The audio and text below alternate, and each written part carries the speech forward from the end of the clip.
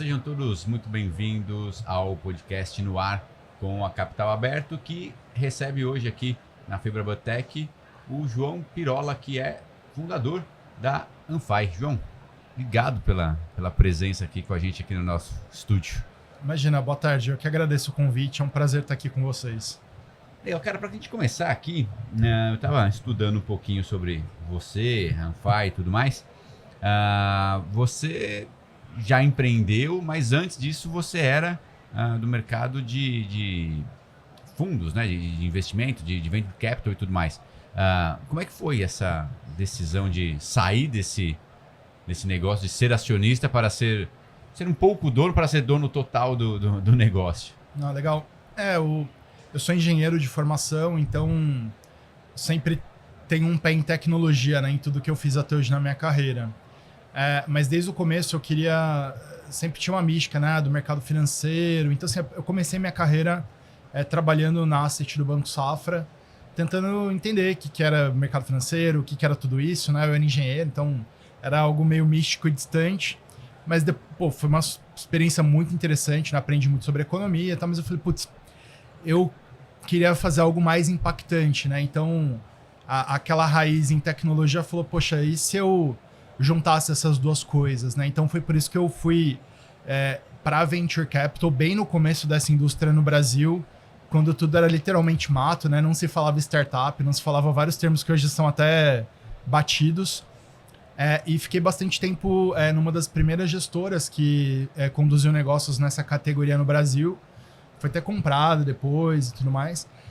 E aí eu acabei saindo, né? Eu construí carreira lá. Foi super importante para eu entender como negócios nascem, como eles se desenvolvem. Mas eu vi ainda... eu enxergava muita coisa sobre onde o mercado estava indo, que eu queria talvez estar um pouco mais nesses segmentos mais crescentes que eu enxergava naquele momento. E mais do que isso, eu tinha... E foi nutrindo, né, o tempo todo ali, mais de 7 anos convivendo com empreendedores. Falei, acho que eu quero empreender também, né? Sem saber naquela época o que exatamente isso significava. Olhando para trás isso agora. Esse negócio acontecer, né? E foi quando eu saí, né, da gestora em que eu estava ali. Sou muito grato ao pessoal, mas eu me reconectei com várias pessoas, né, com quem eu trabalhei. E a principal delas foi o Paulo Davi, que é meu sócio desde então, né? Eu trabalho com ele já agora, acho que mais de 10 anos. E ele tinha saído do primeiro empreendimento de tecnologia dele. Ele também, a gente se conheceu lá no fundo, né? Ele saiu bem antes de mim para ter um primeiro negócio. E aí depois ele já tinha vendido a empresa dele, a gente se reconectou. Foi quando ele me convidou ali para montar o que veio depois a se tornar a Grafeno, que foi a primeira empresa que a gente montou junto ali, e claro, né, com vários sócios ali naquele momento. Então foi essa a história, né? Então, tava no fundo, querendo empreender, né? Achando que era fácil, bonito. Me reconectei ali com um sócio que estava já nessa jornada empreendedora. E foi dali para frente que comecei a empreender, e eu acho difícil voltar para trás agora. E dessa fase, né, inicial como a gestora, depois num primeiro empreendimento ali, né, já como empreendedor direto, o que isso trouxe de aprendizado para a Anfy hoje, para chegar até a Anfy? Como é que foi a decisão de abrir e fundar a Anfy e o serviço que ela faz? Legal, excelente ponto. Assim, acho que me saltam duas coisas, né? A primeira, a Anfy nasceu muito com a missão de usar blockchain para destravar alguns gatilhos, né? Algumas amarras do mercado de capitais brasileiro, tanto a parte de acesso a capital para originadores, para empreendedores que querem fazer a concessão de crédito, quanto também levar acesso a produtos de crédito bem estruturados para investidores brasileiros e globais, né? Então, no final do dia, exportar juro Brasil sempre esteve no centro da nossa missão na Anfy. E a origem disso, né, tanto da parte de blockchain quanto da oportunidade, tem origem na nossa trajetória, né? Então, eu sempre, como eu mencionei, né, sempre estive muito conectado entre mercado de capitais e tecnologia. Então, quando eu saí da gestora em que eu trabalhava, eu passei um tempo em Singapura, em outros lugares, aprendendo sobre blockchain, que era uma tecnologia emergente naquele momento. e é algo que eu carrego desde então, né? Então, a gente sempre sabia o que estava acontecendo, se já era algo que cumpria a promessa, né? Desde quando nasceu o Bitcoin, todo mundo vai mudar o jeito que o mercado de capitais funciona no mundo. Então, a gente sempre... Essa promessa está se cumprindo ou não? Tem condições tecnológicas para de fato isso acontecer? Quando a gente foi fundar a Anfy, a gente entendeu que sim, já era uma infraestrutura que tinha validação e prova de que dava para se construir algo com ponto de vista de governança e segurança institucional usando essa tecnologia. E outro, acho que a experiência da Grafeno, né, lidando com o mercado de crédito brasileiro, entendendo muito a fundo quais são as dores dele para construir soluções, foi definitivamente algo que foi fundamental para a Anfy, né? Então, sentar com o cliente, ter a humildade ali de entender a dor dele, construir algo que atenda exatamente a dor dele, é algo que nem sempre quem está empreendendo, né? Empreendedor geralmente tem uma visão de como as coisas deveriam funcionar e aquilo não necessariamente se materializa em vendas, né? Então, isso acho que são os dois pontos fundamentais. Era isso que eu ia perguntar, assim, o que foi que convenceu você que daria para juntar a tecnologia do blockchain aplicada ao mercado de capitais? Obviamente você tinha já essa experiência na Grafeno, que lidava com o mercado, e foi atrás de buscar essa experiência, esse conhecimento, né, esse know-how no blockchain, né, nos criptoativos, aí, não criptoativos propriamente dito, mas mais no blockchain, na infraestrutura em si. Isso. O que fez você acreditar que dava para juntar os dois e aplicar isso hoje em dia? Eu acho que é muito dessa experiência anterior nossa, né? Então, quando a gente fala de Grafeno, na verdade são duas empresas, né? A Grafeno Pagamentos, que foi vendida para a Vortex, né? A empresa que é do stand aqui em que nós estamos hoje. E a gente também tem a SPC Grafeno Registradora, que é uma das poucas registradoras autorizadas pelo Banco Central para fazer registro de ativos financeiros, principalmente lá duplicatas e CCBs.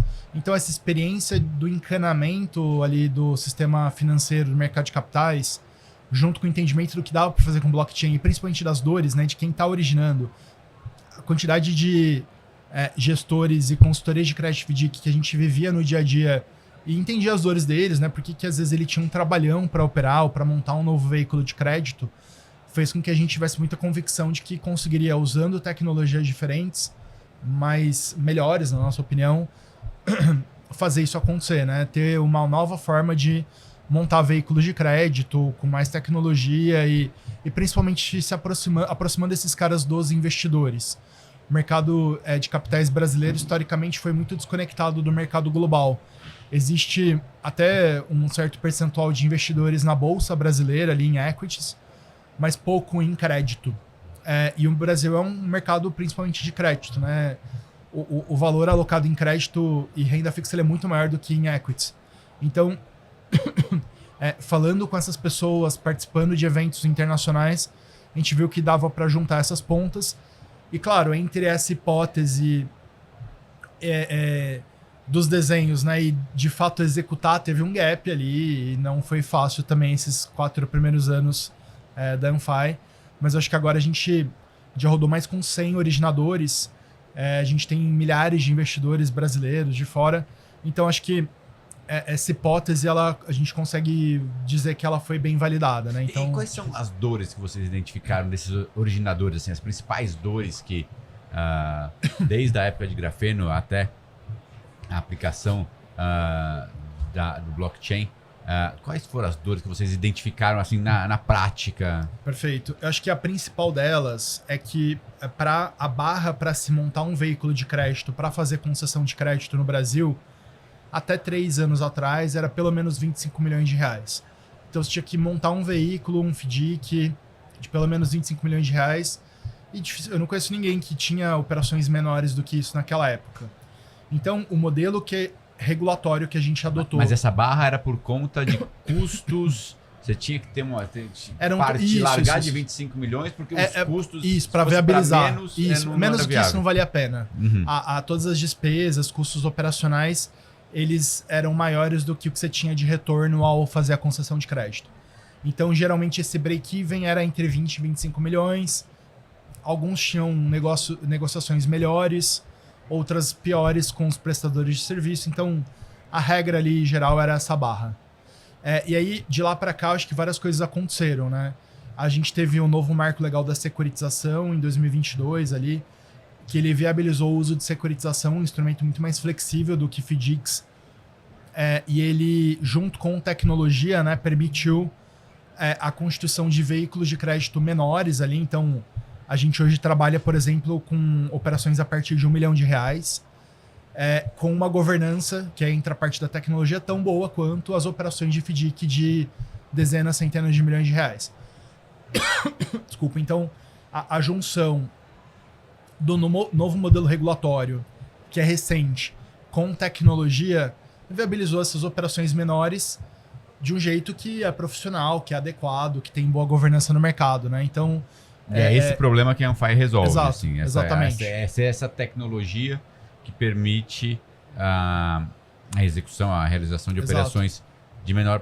mais grande também, imagino, mas essas de menor porte é que se passaram a ser viáveis por conta da tecnologia. E aí entraram várias outras complementações. Por exemplo, além do novo marco legal de securitização, a CVM em 2023 ela reconheceu o movimento de tokenização que estava existindo e ela soltou 2 ofícios que eles sinalizaram para o mercado caminhos de fazer ofertas públicas desses tokens de renda fixa, de crédito.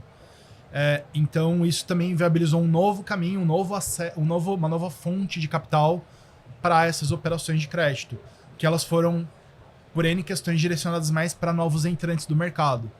Então, criou-se uma camada de entrada, de acesso ao mercado de capitais que não existia até então. Anfire é um dos principais players, é claro que existem outros, mas hoje, a gente por bom tempo foi um oceano azul em relação a isso. Hoje cada vez mais você tem FDICs menores sendo feitos, o mercado ele vai cobrindo todos os buracos ali que existem, mas esse benefício ele ainda perdura. E de alguma forma vocês concorrem com securitizadoras, agentes fiduciários? Existe em alguma camada vocês são concorrentes? Hoje a gente, juridicamente, né, as operações são operações de securitização, então é natural pensar que elas concorrem com securitização tradicional.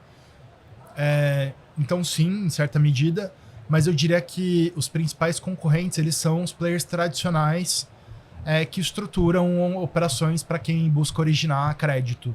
E aí a gente tem algumas gestoras, algumas securitizadoras tradicionais, enfim. Eu diria que esses são os principais, principalmente gestoras.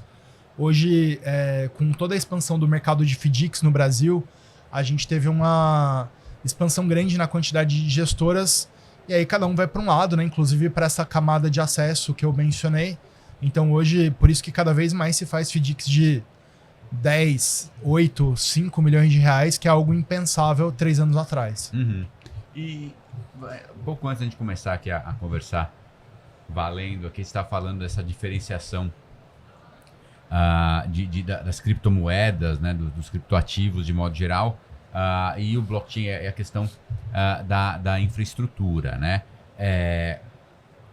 Como é que dá para a gente tentar explicar de uma forma não muito técnica onde estão essas diferenças e a aplicação nessa camada de registro dessas operações de crédito, né? Da debenture, da qualquer recebível de crédito que possa ter.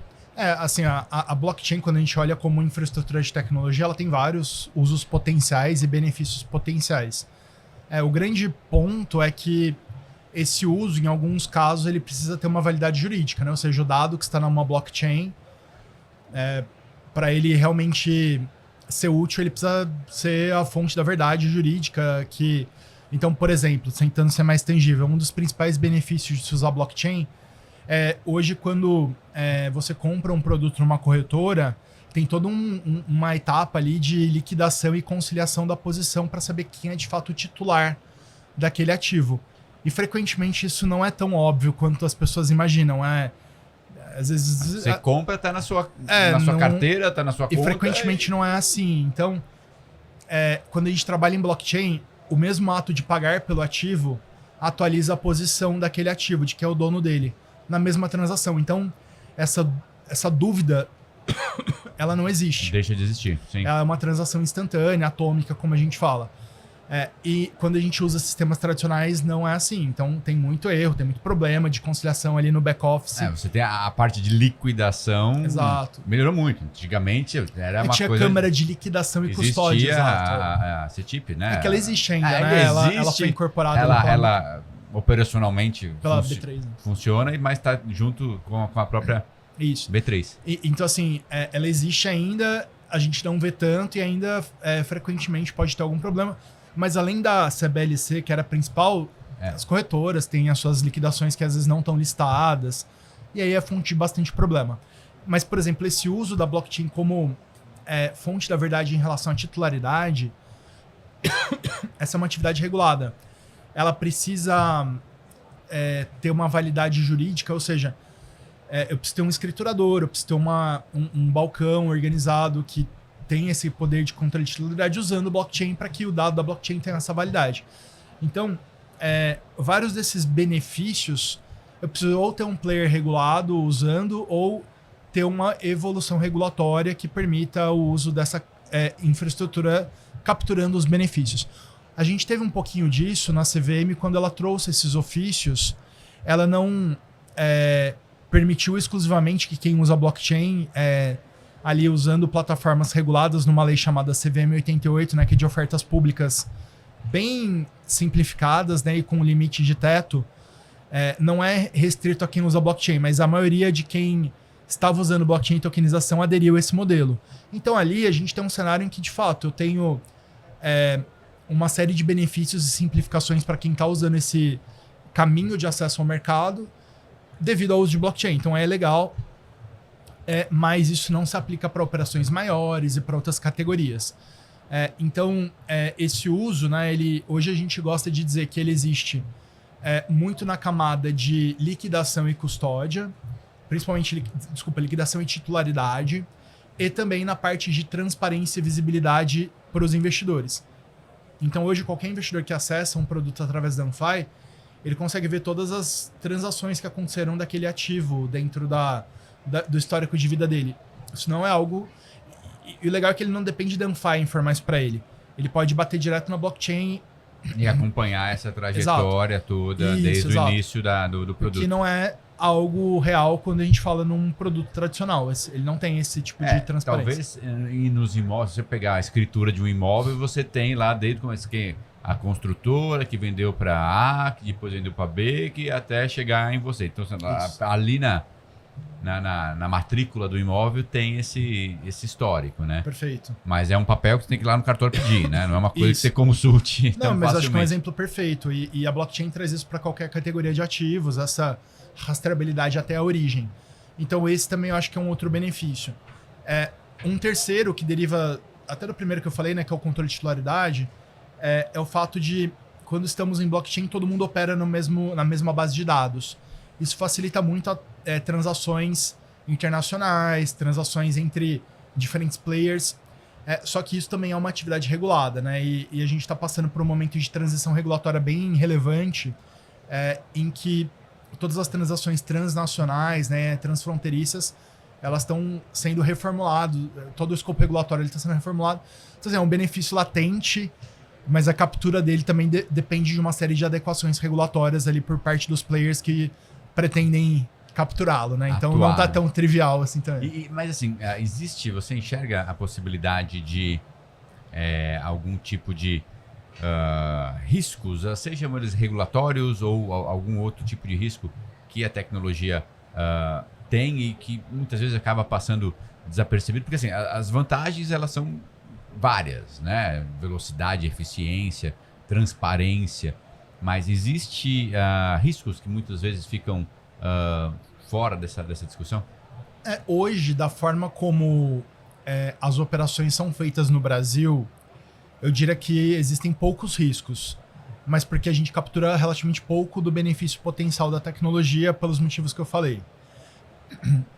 Acho que desculpa, o maior risco para os investidores hoje ao comprar um produto tokenizado é ele comprar em alguma casa que não segue um rigor na hora de estruturar o produto no ponto de vista de crédito e na hora também de montar os fluxos financeiros, né? Você tem uma mistura patrimonial. E isso, eu falo não porque é um risco da tecnologia, mas é um risco que eu percebo quando há uma certa mistura entre o hype e o profissionalismo. Eu percebo que em algumas ofertas que a gente vê no mercado, tal, isso acaba acontecendo. Mas eu não diria que isso é mais da forma como a tecnologia está sendo usada no Brasil. Não é o problema da tecnologia em si, mas como ela é usada. Usando ou usando mal, errado. Entendi. Mas assim, desculpa, só um outro ponto. Eu acho que assim, quando a gente entra numa visão de como a tecnologia poderia ser para capturar o máximo de benefício em relação a transações instantâneas, você tem uma liquidez global, você tem uma rastreabilidade real, uma independência de confiança entre as partes nas transações, que é o que todo mundo que opera nesse segmento, né, e com esse tipo de tecnologia almeja. Aí, de fato, entram outras questões em que... Porque, por exemplo, hoje, como a blockchain ela não é a única fonte da verdade em relação à titularidade, assim por diante, as transações são meio que reversíveis. O que é ruim, em certa medida, porque eu acabo tendo que ter duas camadas ali. Eu tenho a camada do papel assinado e a do token. Então, se eu vou só para a camada do token, existem preocupações adicionais que emergem em relação à segurança, do controle das carteiras desse token, que aí se assemelha mais com as preocupações de custódia de criptoativos, de fato. Mas que existem N medidas ali para conter esse tipo de risco, inclusive o uso de blockchains dedicadas para operações institucionais e assim por diante, né? Então tem uma série de contramedidas que mitigam esses riscos que eu menciono também. Conversando com algumas pessoas que são um pouco mais críticas à blockchain, um dos argumentos que eu escuto bastante é que a blockchain, por essência, né, por natureza da tecnologia, ela é um ambiente descentralizado. Né? Você tem diversos agentes mantendo aquela estrutura funcionando. Por outro lado, você tem os reguladores, de modo geral, regulando e tentando centralizar o máximo das informações ou das transações, seja lá do que for. Esse dilema, muitas vezes, acaba, na opinião dessas pessoas, deixando a blockchain, a tokenização como um todo, como algo, né, uma tecnologia que ainda busca saber o que ela exatamente quer ser. Como é que você vê essa dualidade entre Legal. o que a tecnologia de fato oferece, essa descentralização, que é uma coisa boa? Por outro lado, você tem governo, tem a CVM, Banco Central, tem todo mundo que tenta não deixar a coisa também tão solta, com o objetivo, em tese, de se proteger o investidor que está operando ali. Não, legal. Eu acho que o nosso ponto de vista é um excelente ponto, tá? Esse e assim, a gente sempre foi muito cobrado, né? Porque a Anfai é uma plataforma mais centralizada. No começo a gente até buscou se posicionar mais numa visão descentralizada, mas rapidamente a gente viu que o que a gente negocia realmente são valores mobiliários. Existe uma regulação clara e específica que a gente segue integralmente. Então não adianta também a gente tentar ir para um caminho que não é realista e não é adequado. E eu acho que o fato de blockchain ter nascido e ter uma visão de descentralização de fato não omite o potencial de uso dela, que de fato permite capturar vários benefícios que eu citei, entendeu? Então, hoje, a nossa visão é muito mais em relação a sistemas híbridos e blockchains que elas têm algum nível de permissionamento, elas são construídas e têm funcionalidades dedicadas para mercado financeiro e aplicações institucionais, do que uma certa utopia anarcocapitalista, que é a origem, de fato, dessa tecnologia. Exatamente. Eu acho que as duas visões elas podem coexistir e a cobrança, né, ou essa frustração, em certa medida, que leva a essa cobrança por descentralização, ela nasce de expectativas que eu acho que elas não vão ser cumpridas mesmo, entendeu? Então, por isso que hoje a gente realmente fala que o que a gente faz não se mistura com criptomoeda, com tokens de utilidade. É uma infraestrutura profissional que ajuda a ter mais rastreabilidade, controle, visão, e principalmente no ponto de vista ali de controle de titularidade, ter vários ganhos em relação aos sistemas que se usam normalmente. Não há uma promessa por descentralização ou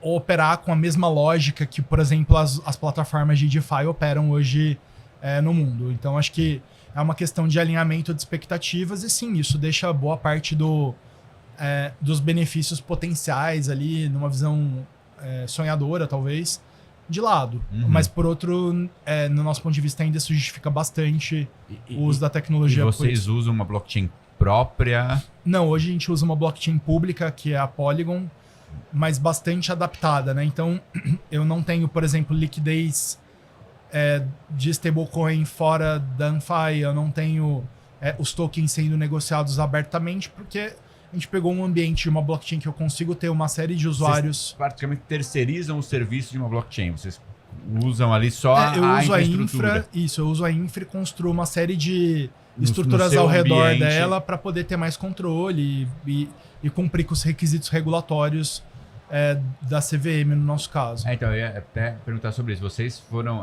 regulados, se não me engano, a primeira empresa a ser regulada pela CVM, uma das primeiras. Assim, quando a CVM trouxe ali o...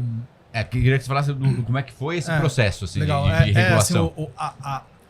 O modelo regulatório que a gente é aderente hoje, que é o CVM 88, ele já existia antes da Anfi, só que ele nasceu principalmente para equity, né? Para ofertas de captação para startups e tal. E ele, salvo engano, ali em 2022, foi mais ou menos 200 milhões que tinha sido levantado em ofertas nesse modelo. E aí, quando a CVM trouxe os ofícios em 2023, a gente já trabalhava junto com o Pinheiro Neto, que é o escritório que nos assessora desde o começo, na busca por caminhos que poderiam nos ajudar a ter uma liberdade maior de oferta dos produtos.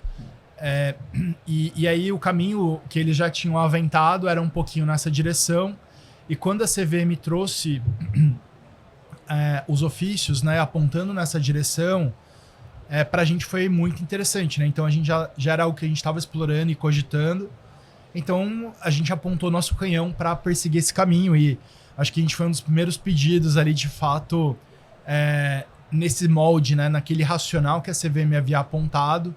Então, acho que, salvo engano, os ofícios... Posso estar errado aqui, tá? Mas os ofícios saíram mais ou menos por volta de abril. Acho que a gente protocolou ali em junho, e aí em agosto já estava autorizado, né? Então, foi bem rápido esse processo, que permitiu a gente, de fato, fazer oferta pública de valores imobiliários tokenizados nesse modelo regulado aqui no Brasil. E vocês foram também selecionados lá pela Ambima para fazer um teste ali de DLT, né? Para, enfim, com fundos, debêntures e tudo mais. Isso em que pé que tá andando, tá funcionando? O que isso pode representar se caminhar para dar certo? Não é legal, só fazendo disclosure, eu não posso falar em nome da Ambima, é um projeto deles, sim, né? Sim, a gente exato. É que vocês estão lá. São participantes. Vocês estão ali, não pode falar tudo do projeto em si. Não, mas... e tem as cláusulas lá que a gente também não pode falar muita coisa, né? Mas para mim, tá, é uma oportunidade muito importante, porque um dos grandes pontos de usar blockchain é essa intercambiabilidade entre plataformas, entre players diferentes. Isso só é possível através de padronização. E eu acho que a Ambima é uma das pouquíssimas... Tem muitas blockchains que não conversam entre si, mesmo sendo blockchain, né? Não, com certeza. Várias das que estão aqui no evento, elas não se conectam. Exatamente. E eu acho que um dos principais pontos é que a Ambima é uma das pouquíssimas instituições que tem punch, né, porte, autoridade suficiente para criar e trazer padrões, determinar quais e colocar são o mercado padrões para dialogar. Então, eu acho que é extremamente bem-vindo para o mercado esse piloto, né, justamente para rumarmos para caminhos de padronização, e muito do piloto já é nessa direção. Remar, né? Então, todo mundo do mesmo lado, né? Assim, por mais que todos tenham os seus claro que algumas empresas vão ficar desconfortáveis, né? Porque, tenho minha visão, mas do nosso lado a gente vê com bastante bons olhos, né? Essa padronização do mercado, que era um pouco do que o Drex vinha trazendo, né? Exato. Eu acho que é super bem-vinda, e ninguém acho que é dono da verdade em relação a padrões ainda de tokenização no Brasil.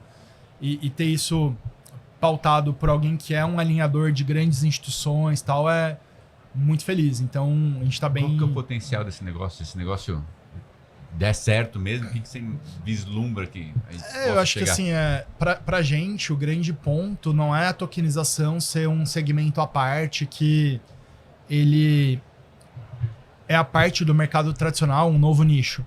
Ele é o mercado inteiro. Assim, é simplesmente eu usar uma nova infraestrutura melhor para rodar o que o mercado já faz. Então... Mas isso também gera certas resistências de players tradicionais, digamos assim, acho que né? Qualquer tipo de mudança gera. Agora, uma coisa interessante, né? Quando a gente começou, eu tava até te falando isso, né? Era muito curioso, né? A gente falava muito de blockchain, queria falar pra caramba de tecnologia, tecnicalidades, e o mercado, tipo... Não tá nem interessado nisso. Cara, legal, agora depois não. a gente se fala. E aí a gente aprendeu a não falar sobre isso e falar dos benefícios, se posicionar de uma forma mais tradicional. E hoje não, hoje os players institucionais, eles querem saber, eles querem falar sobre essas tecnicalidades que a gente aprendeu até a evitar. A deixar né? de lado. Isso até conseguir explicar isso vai dar... Então acho que assim, se a tecnologia realmente é boa, né? Se tudo isso que eu tô falando se materializa de fato, e a nossa visão é que sim, a migração e a captura desse share tokenizado para o não tokenizado, ela vai acontecer naturalmente no tempo. Ela não vai acontecer rápido, ela não vai acontecer em 5 anos, ela vai acontecer ao longo de bastante tempo. Mas vai acontecer. É assim que acontece com várias coisas, né? E várias tecnologias emergentes, por exemplo, AI. Ninguém precisa falar para alguém hoje que tem que usar AI. Pelo contrário, né? Cara, calma aí, então. Então, acho que assim, ou a tecnologia é boa o suficiente e ela realmente impacta positivamente os negócios para que eles adotem, ou ela não vai ser adotada. Então, acho que aqui a gente tem as nossas convicções, as nossas visões. Agora, isso precisa ser provado com o tempo. O que a gente está vendo é o segmento e a adoção crescer. Cada vez mais players usando, cada vez mais institucionais querendo adotar, cada vez mais bancos, né, e instituições financeiras adotando custódia de ativos tokenizados e não só criptomoeda. Então, que são gatilhos para que essa adoção passe a acontecer.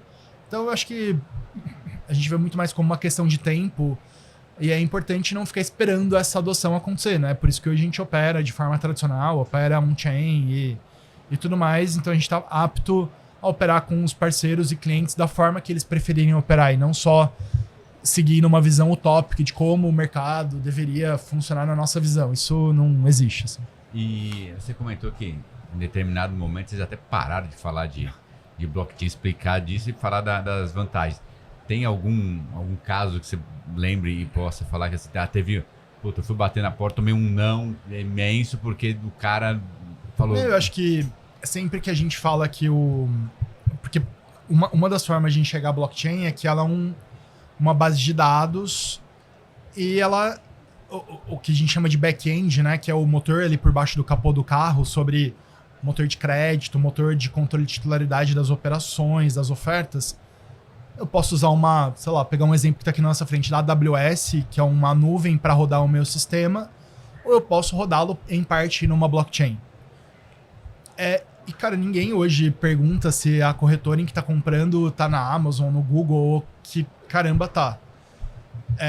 Só que quando a gente fala de blockchain tokenização, esse vira um centro da discussão.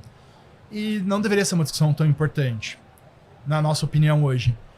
E aí, quando a gente estava no começo, ainda não, porque esse é o caminho, uma visão meio missionária, isso ganhava muito centro. E aí, não, mas o token, como que eu vou liquidar, como que eu vou encarteirar isso? Virava um impeditivo para fazer negócio, porque o cara não conseguia enxergar que podia ser tão simples quanto o que ele já opera hoje, com benefícios informacionais, com benefícios de tempo de operação. E ao inverter ali o discurso, isso gerava esses problemas, né? De cliente que não queria... daqui 6 meses a gente fala. Então acho que foi, sem querer citar um caso específico, isso aconteceu com várias assets, vários players institucionais ao longo da nossa jornada, que hoje tem áreas de digital assets, tem áreas interessadas nesse tipo de adoção hoje nas suas estruturas. Muita gente acha que blockchain, criptoativos e tudo mais, teve o seu momento de moda. Você acha que já essa fase foi superada? Hoje é uma coisa que está mais próximo da realidade do que... Eu com certeza acho que teve o seu momento de moda. Hoje a gente passou... teve muito cheque de realidade, eu acho, nesse segmento. Tanto que muitas empresas... A Anfai nasceu num momento com várias outras empresas fazendo coisas parecidas. Nem todas estão mais aqui com a gente. Eu acho que teve uma maturação desse mercado e um amadurecimento geral. Mas hoje, quando a gente vai, por exemplo, num evento como esse, a gente tem vários players falando disso, fazendo negócios institucionais, não é tentando vender criptomoeda nem nada do tipo. Isso caiu, né? Tá bem numa baixa. Assim como quando a gente vai em eventos como o Blockchain Rio, que aconteceu recentemente, é um evento institucional. Ele não é um evento de criptoativos ou de hype, é um evento para oferta de tecnologia e infraestrutura para players institucionais. Ele virou isso. Então, acho que foi a virada de chave que tem acontecido, assim. E é como eu vejo, de fato, como a gente acredita que é a maturidade desse segmento. Então, de fato, muitas das promessas e expectativas que foram criadas ali nos últimos 5, 10 anos, elas não foram e talvez não sejam nunca mais concretizadas. Não quer dizer que tudo não vale a pena ou tudo foi ruim.